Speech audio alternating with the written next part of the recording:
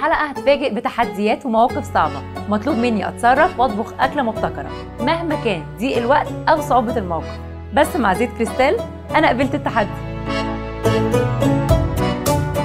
السحور من أسهل الوجبات في التحضير، لكن مع الوقت بيبتدي يبقى ممل لأن أفكاره محدودة. النهاردة هتحدى الروتين وهعمل أكلة أخرج بيها عن الشكل التقليدي. هنعمل بيض باللحمة المفرومة. هنستعمل زيت كريستال الذرة، هنضيف الخضروات،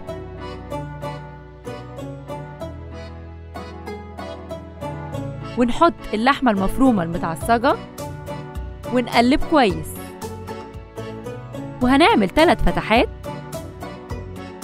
وهننزل بيضة في كل واحدة. هنرش رشة فلفل وبعدين رشة ملح. علشان نحافظ على شكله هنقدمه في نفس الطاسة. البيض أساسي في السحور عشان بيشبع وبيدينا الطاقة في الصيام، وما تقلقوش من الكوليسترول عشان مع زيت كريستال الذرة مفيش كوليسترول. جربوها وقولولي رأيكم. كل سنة وانتوا طيبين. كريستال، صحتك بالدنيا.